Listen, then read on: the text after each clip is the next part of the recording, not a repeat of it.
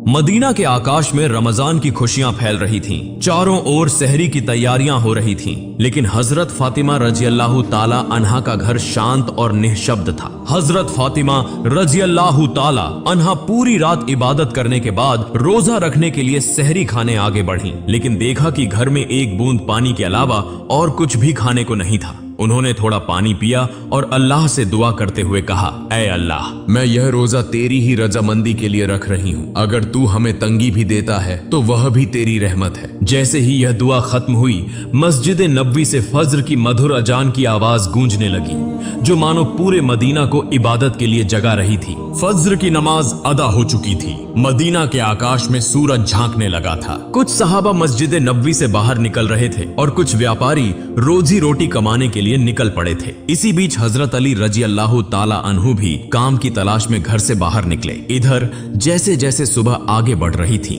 वैसे वैसे भूख की तड़प भी बढ़ती जा रही थी। हजरत फातिमा रजी अल्लाह ताला अन्हा ने भी तो पानी के अलावा कुछ नहीं खाया था, फिर भी वे घर के कोने में बैठकर अल्लाह की इबादत कर रही थीं। इसी समय छोटे हसन और हुसैन रजी अल्लाह ताला अन्हु धीरे धीरे अपनी माँ फातिमा के पास आए और मासूम आवाज में बोले, अम्मा जान, हमें बहुत भूख लगी है, हमें कुछ खाने को दो, अब तो भूख सहन नहीं हो रही। यह सुनकर हजरत फातिमा रजी अल्लाह ताला अन्हा की आंखों के कोनों में आंसू आ गए। दिल कराह उठा, लेकिन वे कुछ कह नहीं सकी। फिर भी अपने बच्चों के सामने मुस्कुराकर बोली, बेटा, यह दुनिया तो बस एक इम्तिहान है, थोड़ा सब्र करो, इंशाअल्लाह तुम्हारे अब्बा जान कुछ खाना लेकर आएंगे। यह सुनकर छोटे हसन और हुसैन रजी अल्लाह ताला अन्हु खुश होकर वहां से चले गए, लेकिन वे भी इफ्तार का इंतजार कर रहे थे। हजरत फातिमा को भी बहुत तेज भूख लग रही थी, सिर हल्का झंझना रहा था। तब उन्होंने अल्लाह से दुआ की, अल्लाह, तू ही हमारा रिज्क देने वाला है, ऐ अल्लाह, हमें रिज्क अता फरमा, हमारे बच्चों को तकलीफ सहने की ताकत दे, ऐ अल्लाह, हमारे ईमान को मजबूत रख। इस कठिन परीक्षा के बावजूद उनके दिल में न कोई शिकायत थी, न कोई मायूसी था, तो बस सब्र और अल्लाह पर तवक्कुल। इधर हजरत अली रजी अल्लाह ताला अन्हु को अब तक कोई काम नहीं मिला था। सूरज धीरे धीरे आसमान के बीचों बीच पहुंच चुका था। चिलचिलाती धूप और गर्मी की तपिश मदीना की जमीन को जला रही थी, लेकिन जैसे ही उन्हें घर की याद आई, उनकी आंखों में आंसू आ गए। आखिरकार हजरत अली रजी अल्लाह ताला अन्हु एक सहाबी के घर गए और सलाम करके बोले, भाई, हमारे घर में खाने को कुछ भी नहीं है, क्या आप मुझे कोई काम दिला सकते हैं? तब उस सहाबी ने कहा, या अली, अल्लाह की कसम, अगर मेरे पास कुछ होता तो मैं जरूर तुम्हारे लिए रखता, लेकिन मेरे घर में भी कई दिनों से चूल्हा नहीं जला, मैं भी भूखा हूँ। यह सुनकर हजरत अली रजी अल्लाह ताला अन्हु अवाक रह गए। फिर उन्होंने सहाबी को तसल्ली देते हुए कहा, निश्चित रूप से अल्लाह कोई न कोई रास्ता बनाएगा। इसके बाद वे फिर से काम की तलाश में निकल पड़े। कुछ दूर जाने के बाद उनके दिल में ख्याल आया कि शहर के किनारे एक अमीर व्यापारी रहता है, अगर मैं उसके पास जाऊं तो शायद कोई काम मिल जाए। यह सोचकर वे उस अमीर व्यापारी के घर की ओर बढ़ने लगे। उधर हजरत फातिमा रजी अल्लाह ताला अन्हा दरवाजे पर खड़ी हजरत अली रजी अल्लाह ताला अन्हु के घर लौटने का इंतजार कर रही थी। उनकी आंखें करुणा से भरी हुई थी। ठीक उसी समय छोटे हसन और हुसैन रजी अल्लाह ताला अन्हु भूख की तड़प सहन न कर सके और धीरे धीरे अपनी माँ के पास आकर मासूम आवाज में फुसफुसाए, अम्मा जान, अब्बा जान कब घर आएंगे? यह सुनकर हजरत फातिमा रजी अल्लाह ताला अन्हा का दिल दर्द से भर उठा।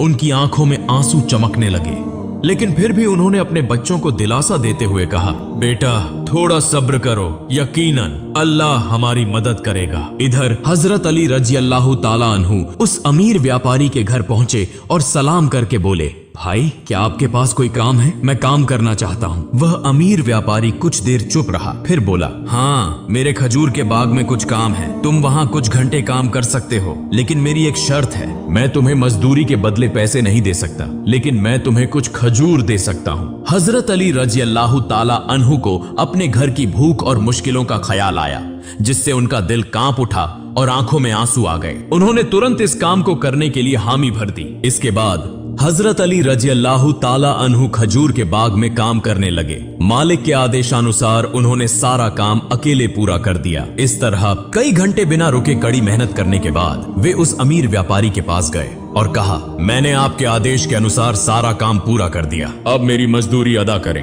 तब उस अमीर व्यापारी ने कुछ खजूर हजरत अली रजी अल्लाह ताला अन्हु के हाथों में रख दिए।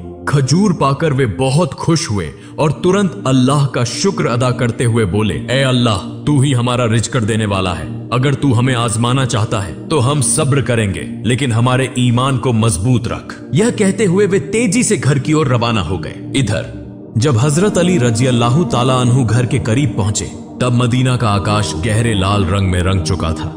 सूरज पश्चिम की ओर झुक रहा था और चारों ओर इफ्तार की तैयारियां चल रही थीं। उसी समय थके हुए शरीर के साथ हजरत अली रजी अल्लाह ताला अन्हु घर में दाखिल हुए और उसी वक्त मस्जिद नबवी की मधुर अजान की आवाज दूर से गूंजने लगी। घर में इफ्तार के लिए केवल कुछ खजूर और पानी था, लेकिन फिर भी वह घर अल्लाह की रहमत से भर गया। सब एक साथ इफ्तार के लिए बैठे। हजरत हसन और हुसैन रजी अल्लाह ताला अन्हु को 2-2 खजूर दिए गए। हजरत अली रजी अल्लाह ताला अन्हु ने 2 खजूर लिए और हजरत फातिमा रजी अल्लाह ताला अन्हा ने भी 2 खजूर लिए।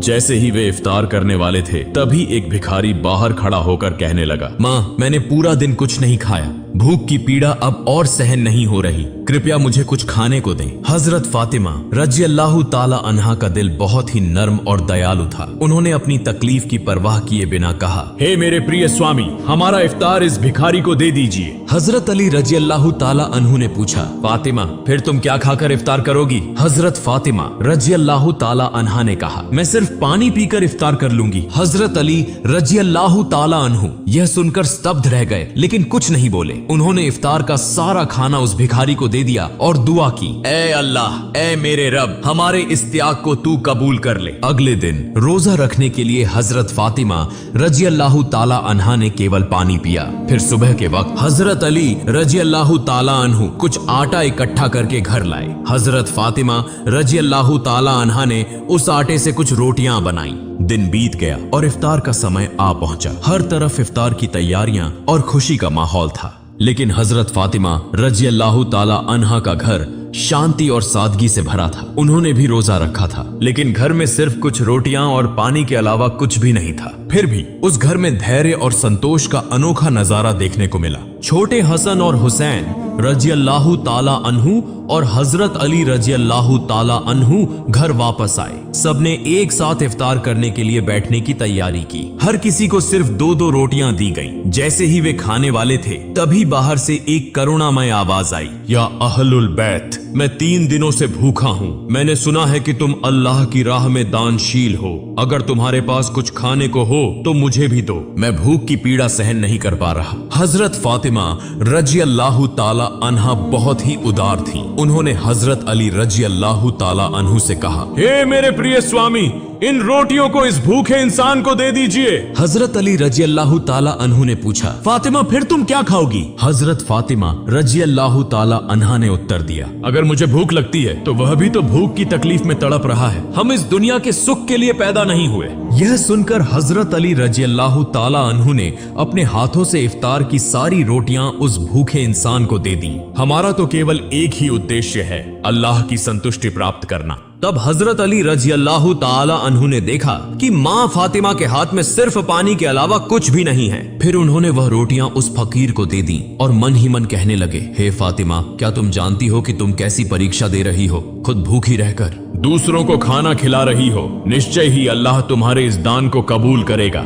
ठीक उसी समय अल्लाह रब्बुल आलमीन ने हजरत जिब्राइल अलैहिस्सलाम को हुक्म दिया, हे जिब्राइल, जाओ, मेरे प्रिय हबीब मोहम्मदुर रसूलुल्लाह की प्यारी बेटी फातिमा ने जिस तरह त्याग, धैर्य और कठिन परीक्षा दी है, वह अतुलनीय है। उन्होंने खुद भूखे रहकर दूसरों को खाना खिला दिया। अब उनके घर में कुछ भी खाने को नहीं है। तुम जन्नत से उनके लिए खाना लेकर जाओ। यह हुक्म मिलते ही हजरत जिब्राइल अलैहिस्सलाम जन्नत से सुगंधित रोटियां, खजूर और शहद लेकर इंसान के रूप में हजरत अली रजी अल्लाह ताला अन्हु के घर के दरवाजे पर हाजिर हुए। उस समय हजरत फातिमा रजी अल्लाह ताला अन्हा सिर्फ पानी पीकर अल्लाह की इबादत में मग्न थी। तभी घर के बाहर से एक आवाज आई, या अहलुल बैत। यह आवाज सुनकर हजरत अली चौंक गए। जब उन्होंने घर के बाहर निकलकर देखा तो वहां एक सुंदर पुरुष खड़ा था, जिसके हाथ में एक बर्तन था। हजरत अली ने पूछा, आप कौन हैं? उस व्यक्ति ने उत्तर दिया, मैं अल्लाह की ओर से भेजा गया एक दास हूँ। जिस तरह तुमने अपनी भूख सहकर दूसरों को खाना खिलाया, उसी तरह अल्लाह ने तुम्हारे लिए जन्नत का रिज़्क भेजा है। यह सुनते ही हजरत अली रजी अल्लाह ताला अन्हु का दिल कांप उठा, उनकी आंखों में आंसू भर आए। फिर हजरत जिब्राइल अलैहिस्सलाम व खाना देकर वहां से विदा हो गए। हजरत अली रजी अल्लाह ताला अन्हु व खाना लेकर घर में दाखिल हुए और कहने लगे, हे फातिमा, देखो देखो हमारा रब कितना महान है, हमारे लिए जन्नत से रिज़्क भेजा है। यह सुनकर हजरत फातिमा रजी अल्लाह ताला अन्हा धीरे धीरे वहां आई और उस खाने को देखकर आश्चर्य में पड़ गईं। उनकी आंखें मखमली प्यार से उस बर्तन की ओर टिकी रहीं और वह मन ही मन कहने लगी, हे अल्लाह, तू कितना महान है। उन्हें समझ में आ गया कि यह कोई साधारण खाना नहीं है, बल्कि जन्नत का खाना है। इतनी सुगंधित रोटियां, खजूर और शहद, यह तो अल्लाह की रहमत का संकेत है। इसी बीच छोटे हजरत हसन और हुसैन रजी अल्लाह ताला अन्हु वहां आ गए और मासूमियत से बोले, अम्मा जान, यह खाना किसका है और यह कहां से आया? हजरत फातिमा रजी अल्लाह ताला अन्हा ने कहा, बेटा, यह खाना हमारा है, महान अल्लाह रब्बुल आलमीन ने हमारे लिए जन्नत से भेजा है। हजरत हसन और हुसैन रजी अल्लाह ताला अन्हु बोले, अम्मा जान, क्या यह सच है? उन्होंने जवाब दिया, बेटा, यह सच है, यह अल्लाह की रहमत है। यह कहते हुए हजरत फातिमा रजी अल्लाह ताला अन्हा की आंखों में आंसू छलक आए। फिर सबने अल्लाह का शुक्र अदा किया।